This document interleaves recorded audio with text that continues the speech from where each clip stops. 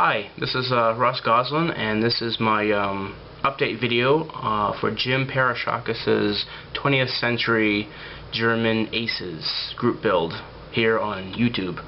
So I just want to say hi and let you all know how my Messerschmitt 109E of the German ace Otto Bertram is doing. So here we go. Here it is. It's coming along really well. I'm very impressed. This is going to turn out to be a record-breaking model build for Russ Goslin because I'm really looking forward to being done definitely by Saturday.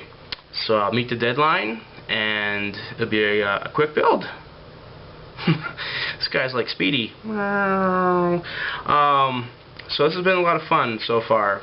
I have a correction to make. My last update video, I said that this kit was from the 1990s, but actually I looked at the copyright and it's 1988 in fact. So it's right up there with my Academy TBF Avenger. I must say the Hasegawa kit though is it kind of beats Academy for the time period as far as engineering of a model kit.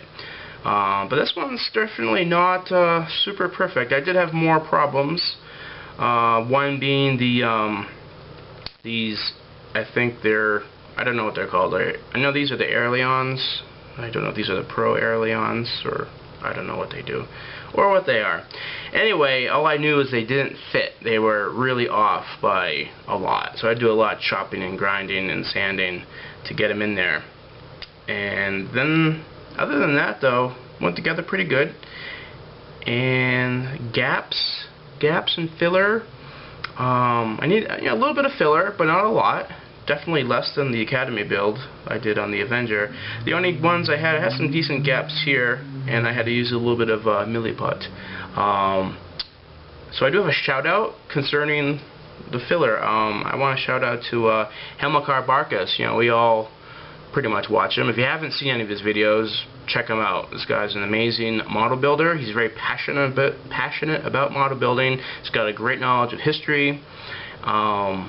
And I've really, he was the first guy I ever watched on YouTube as far as model building, so he's kind of like the guy that got me in on this whole internet, YouTube, model building, global community thing.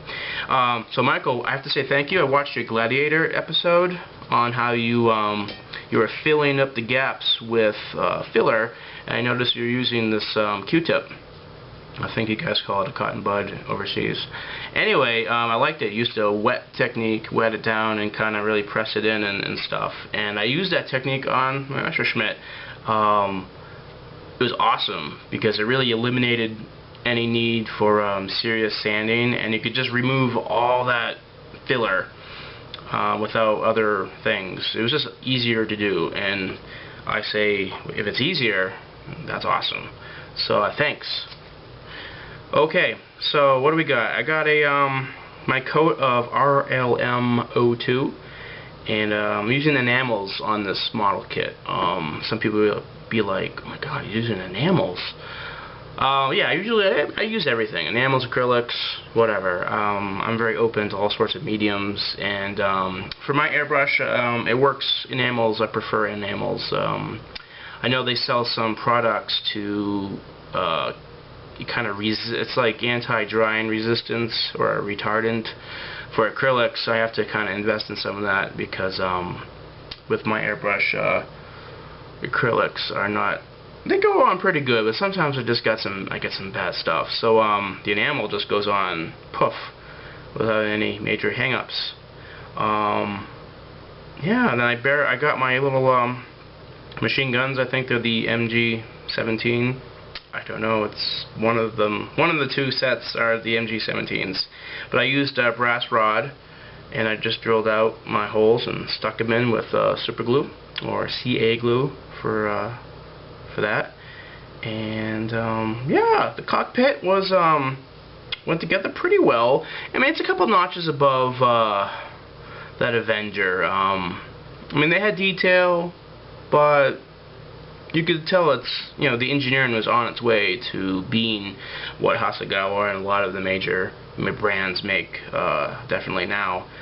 So I'll just have to make a quick say that the Avenger was fun to build, kind of got me back into airplane model building, and this Messerschmitt is getting me further into it. So the next model airplane I want to build is the is it a Nakajima Frank? And this is a Hasegawa kit 148, and this one was built in the 90s as far as engineering and production. So it's got a lot of parts, a lot of detail. Very, very impressed. So I'm very excited about building it, and definitely want to try, if I can, get an open cockpit to show all that detail, all the instruments and levers and gizmos. I don't know when I'm going to build it, so maybe in the winter time. We'll see. So there it is. All I'm going to do now is let this dry overnight. And I think tomorrow I'm going to start the splinter camouflage with my other colors. And I'm looking forward to getting this thing done. It's been very exciting. This model's been in my stash for quite some time, so thanks, Jim, for starting the group build. I've been wanting to build this, so a lot of fun. Okay, enough babbling. So I thank you for watching and checking out how this is coming along, and definitely go check out all the other guys who are in this group build. Obviously Jim, and I know Gilbert, Red Dragon Model Works. He just finished his World War I aircraft of Lieutenant Jacobs' World War I Fokker triplane. Really impressive. Came out really well. I know Cohen, he's working on a Messerschmitt, and I have no idea who else is in it. Maybe I should go check that out sometime. So there it is. So, got nothing else to say. I wish you a good day, and I hope everything's going well in your models. Model on, and I hope to see you again sometime.